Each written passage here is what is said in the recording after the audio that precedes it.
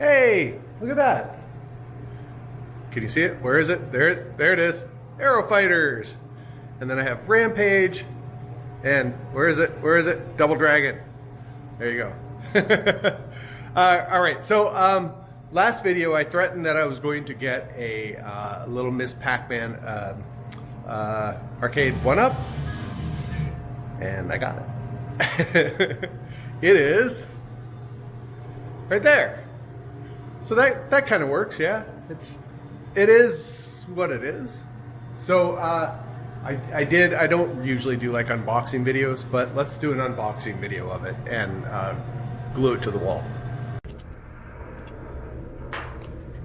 Okay, so this is the box that it came in, and we'll just dump the package out.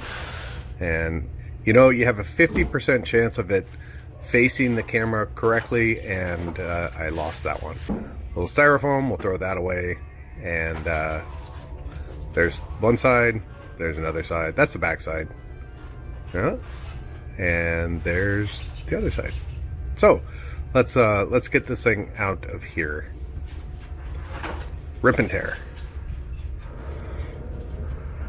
That says stop, read this first, and I'll just throw that away. I don't even know what it said. These are little things that you bolt to the side. I'll show you a little bit later. They bolt to the side if you wanted to just have this on a table or something.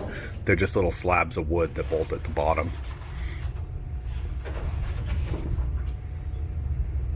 And that's all it is. Just kind of a cute little machine that you've nailed to the wall. And then the bottom styrofoam had all the other bits and bobs and gadgets. So this first one, this is the one that you, if you're going to hang it on a wall, this is what you use to mount it to the wall. And power supply. And then this is a collection of screws and other gizmos. These things are designed if you wanted to hang it on a door. There's 4 pieces in all. And then here's what the thing looks like. Those holes along the top are what the wall mount sits into, so it's just kind of a hook system. It hooks into place, and then on the very top there's a little metal little L piece that holds it so it doesn't lift up. And once you get it all fixed, then you screw that in. Those are the side pieces for if you just wanted to have it on a table or a bar top or something. There's also, it came with little L brackets that you would mount underneath it when you mount it to a wall so that it can't pull away at the bottom from the wall. I didn't show that, but I did it. And here I am testing it. Before I attach it and go through all that hassle, I want to make sure that it works. So we powered it up, and sure enough, it's doing its thing. These are the toggles I like to use. As you can see on this, I've got one screw holding it in. That's actually attached to the stud. And then I like these toggles for drywall. They seem to work really well, and really simple. They don't pull out, and you can take the screw in and out, and it doesn't lose the back bracket. And we'll check and see if that's my fancy electronic level system that I bought, and the batteries are dead, so I just use a bubble level. All right, so it's all the brackets on the wall, and it just slips in just like that. And then you tighten down the little L bracket along the top so that it can't be lifted up and out. And then here's that moment that everybody likes, which is peeling plastic off of new electronic stuff. And it actually wasn't as satisfying because it's all like caught in the edges and at the bottom, and it was frustrating to get off of there.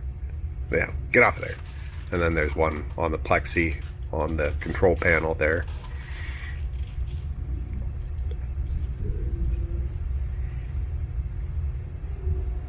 And there it is. So it takes a little bit of time to boot up. You can see the screen isn't the best. There's a little bit of white bleed along the top, and it's fine. It's fine. It's fine. And it boots into this menu where you can select your various games, and you just use the joystick to select the game, and then you push the little A button or the little little player one button to enter into it. Each game has a couple of different settings. You can adjust settings like how many lives you have and when things are awarded, but that's basically it. So there you go. It took like I don't know, 20 minutes to unpack it and nail it to the wall. Wasn't too bad. I played a few games on it. We've actually had it running in here for a bunch of hours. A bunch of kids and other people have been hammering away on it. It's holding up okay. Overall, joystick is a little wonky. It's not perfect.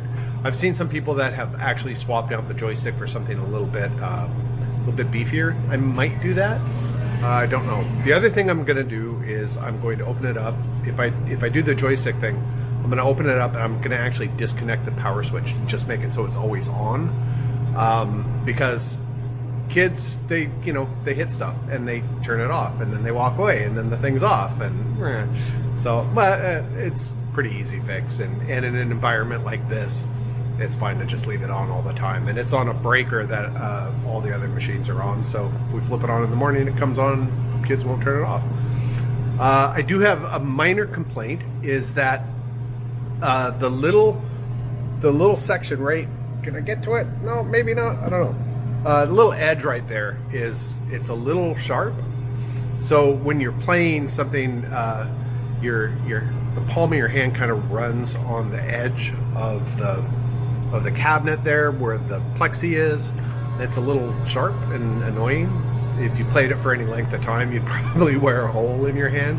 I think what I'm going to do is they make a little corner molding that you would put in an archway or something. You stick it to the side of the drywall, and so that your drywall doesn't get all banged up on the corner. I might try getting some of that, just clear stuff, putting it on there, sticking it on with a little clear double-sided tape. That will probably improve things a lot. And it'll actually hold the plexiglass down. Plexiglass is only held with a couple of screws, but you could actually lift it up in the middle, so that would probably help that. The one thing I don't like about this is, see the screen back there? It's sitting there at the start game screen. So when you first load a game, it sits at the attract mode type for whatever game it is. Where like in Pac-Man, all the little ghosts come out and it names them, and then it switches to a sample of the screen in play, and it kind of shows you that. It does that. So it will do that until you play a game. When you play a game, it adds a credit, and then it just sits there at this screen for the rest of the time. It would be kind of nice if there was an attract mode feature. That would be kind of cool, because this is sort of boring to look at. But a minor thing. If they're designed for home use, so most people would just go up, they'd play a game, and then they'd switch to a different game. They'd play that game. I get it. So, but overall, I think it's okay. We'll see how it holds up in a commercial environment. I don't know. I don't know. Maybe not. Maybe it will. It might get completely trash, but for now, I don't have a whole lot of room anymore, so this is perfect in this spot. It's right by my drink fridge, so it's not in the way, and I wouldn't be able to put a full-size Pac-Man cabinet here, so it's fine for now. Anyway, so that's my little unboxing, quick review, overall thoughts on the arcade 1-Up Partycade Ms Pac-Man with what's on it? Dig Dug and Pac-Man Plus and Super Pac-Man and Pac-Man Family and Pac-Man RV Summer Vacation or whatever else is on here. Yeah. So that's it, and thanks for watching.